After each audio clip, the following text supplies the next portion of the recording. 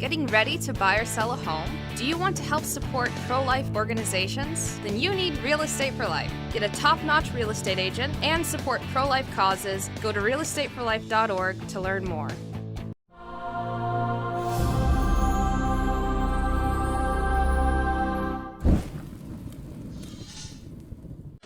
In the name of the Father, and of the Son, and of the Holy Ghost. Amen.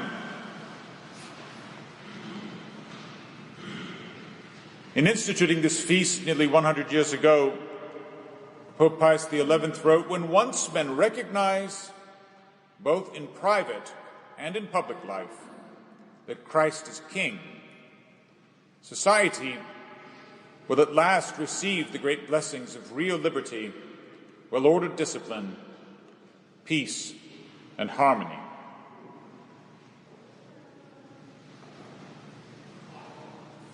My dear flock, I have been preaching to you on this feast for many years now. It is a sermon I always look forward to. Some years, this sermon comes on the eve of an election here in this country of ours. And I do not hide from you that I will certainly be voting, as I always do. I don't tell you from the pulpit for whom you must vote. I remind you that there are candidates running for office whose principles and policies are so violently opposed to church teaching that no Catholic can in good conscience vote for them. In nearly all cases, they are opposed by other candidates, good but imperfect men and women like you and me, who uphold certain good principles while, perhaps out of cowardice, ignoring others. These are people for whom any Catholic may make the prudential decision to cast his ballot. For many of you young people, this may be your first chance to vote. You may be thinking, I don't know, I'm not a liberal, but I'm not really conservative either. When I listen to my parents, it sounds like we just sway back and forth between hating Democrats and being disappointed in Republicans. If that is what you're thinking, guess what? I don't like these terms any more than you do. I long for the day when we will stop dividing our political spectrum into right wing and left wing.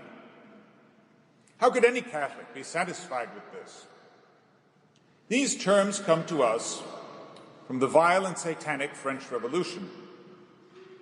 The left wing of the Revolutionary Assembly favored destroying all that was good, and the right wing, in the end, favored a sort of truce with the forces of evil. No, we are not just opposed to this revolutionary model. We're not just opposed to Americanism. In the end, we're opposed to the whole idea of the modern state, for it leads sooner or later to degrading materialism and totalitarianism. The Middle Ages were superior to our time. They were filled with sinful men who failed to live up to the godly principles of that time.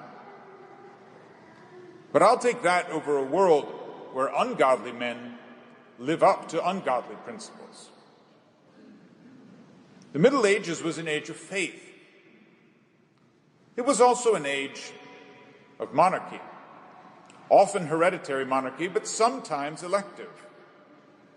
Indeed, the greatest monarchy of Christian times was the office of Holy Roman Emperor, the great heir of Caesar and the Roman order, which was supposed to endure until the coming of Antichrist. And not only men within the physical confines of the empire as it then stood, but even kings of other Christian lands, all former provinces of the ancient Roman Empire, were theoretically eligible to be chosen by the College of Electors to ascend the imperial throne. No king in Christendom had absolute power over any of his subjects. The idea of one man holding limitless control over others would have to await supposedly more enlightened times. It would be short-sighted of us to conclude that the age of kings is gone forever. This world has seen many different forms of government over the millennia, and unless the end of this world is at hand, we are likely to see them all again. No one can deny that monarchy is the form of government created most clearly in the image of Christ the King. For we shall never worship our Lord under the title of Christ the Congressman or Christ the President. What is more, Christ founded his church with a monarchical constitution, with his elected viceroy, the Pope, ruling over the whole Church of God and the bishops over their dioceses. That constitution is guaranteed to endure until the end of time, even though the sins of men will cause it to be terribly shaken by scandal. Civil constitutions, including the one of our nation, have no such divine guarantee. They can and do change over time, and that in itself is no cause for worry in the eyes of the Church. A decade after promulgating this feast, that same Pope Pius XI, indeed amidst the storm clouds already gathering in the distance of World War II and totalitarian dictatorships rising everywhere, taught the Catholic Church is never bound to one form of government more than to another, provided the divine rights of God and of Christian consciences are safe. She does not find any difficulty in adapting herself to various civil institutions, be they monarchic or republican, aristocratic or democratic. We must work out our salvation in the time and place where God has set us, embracing what is good in our system of government and working to improve what is only neutral and uproot what is evil. For instance, the U.S. Constitution declares no man shall be deprived of life, liberty, or property without due process of law. With these words, we Catholics certainly have no quarrel, for life, liberty, and property are indeed God-given rights. God alone is the author of life and death. Liberty is man's capacity to pursue the good. It is ultimately man's capacity to pursue God himself. And thus liberty, properly understood, most certainly must be guaranteed by our government. The right of property is necessary in order to fulfill the virtue of justice. Again, our nation's Constitution states all powers not specifically granted to Congress are reserved to the states or to the people. Limited government is what the Church teaches. Specifically, the principle of subsidiarity must be furthered by political means. That is, when it has been prudently determined that the government should intervene in the affairs of men to uphold justice and further the common good, it should always begin by doing so at the local level. State, provincial, or national governments should become involved only if absolutely necessary.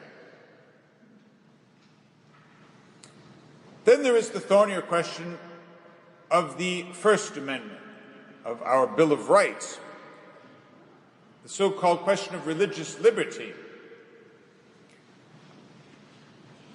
Most of you probably know that historically this amendment was not understood to guarantee religious liberty as such. It was rather to restrict Congress's power to hold sway over the religions of the states.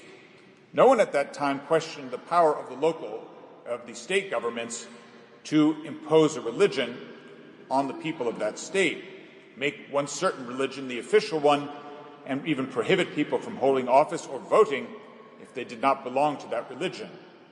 Thus it was that at the beginning of this nation's history, Catholics did not even have the right to vote. Later on, this freedom from all restriction on religious practice was extended to the states as well, and thus we had this idea of religious liberty form in our country.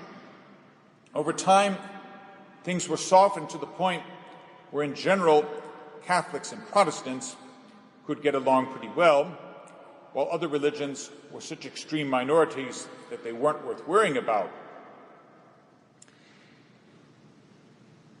This cannot be in any way reconciled with the Catholic understanding of religious liberty. For us, religious liberty is God's right and not man's. It is God's right to be worshipped in the way in which He has ordained. Nevertheless, even here, we can acknowledge a certain subjective freedom of religion, that is, something founded on the ideal of tolerance and on the principle that no one can ever be forced to embrace the Catholic faith, and therefore a system of government that leaves the Church free to function is one that can be tolerated by Catholics, at least for a time. After all, when we consider the very idea of freedom, what the Hebrews were asking for, what Moses came to demand of Pharaoh, this reminds us of the true idea of religious liberty. Let my people go, says the Lord, that they may go and sacrifice to me in the desert. As Catholics with a supernatural vision of history, we know that our country is a desert. The only irrigation in this arid valley is tears. But it is a desert in which the Church is, at least for now, still free to carry out her mission of bringing to Americans the waters of eternal life. Pope Leo XIII, writing to American Catholics over a century ago, taught, "The Scriptures teach us that it is the duty of all to work for the salvation of one's neighbor, according to the power and position of each. The faithful do this by religiously discharging the duties of their state of life, by the uprightness of their conduct, by their works of Christian charity, and by earnest and continuous prayer to God. On the other hand, those who belong to the clergy should do this by an enlightened fulfillment of their preaching ministry, by the pomp and splendor of ceremonies, and especially by setting forth that sound form of doctrine which St. Paul inculcated upon Titus and Timothy. For we think that there are many in your country who are separated from Catholic truth more by ignorance than by ill will, who might perchance more easily be drawn to the one fold of Christ if this truth be set forth to them in a friendly and familiar way. I ask you then on this feast of Christ our King, is this missionary program given to us over a century ago too much to ask of American Catholics? If every Catholic in America followed this program, would we not, by the grace of God, have conversions by the millions? Would we not see unborn children and true marriage securely protected by our nation's laws? Would we not, at long last, see the rights of God enshrined in our nation's Constitution, and Christ the King acknowledged as the true author of our country's freedom and prosperity? After that, if we are doing all we can, in the church, at home, in the workplace, in the voting booth, there is still prayer, what we do above all today on this feast, with solemn Mass, procession, and consecration to the Sacred Heart. Our prayers can bring this nation to its knees. Surely to this land of ours are directed especially the words of the consecration we pronounce each year on this feast. Many indeed have never known thee. Many too, despising thy precepts, have rejected thee. Have mercy on them all, most merciful Jesus, and draw them to thy Sacred Heart. Be thou King, O Lord, not only of the faithful who have never forsaken thee, but also of the prodigal children who have abandoned thee. Grant that they may quickly return to their father's house, lest they die of wretchedness and hunger. Be thou King of those who are deceived by erroneous opinions, or whom discord keeps aloof. Call them back to the harbor of truth and unity of faith, so that soon they may be but one flock and one shepherd. Praise be to that divine and royal heart that wrought our salvation. To it be all glory and honor forever. Amen.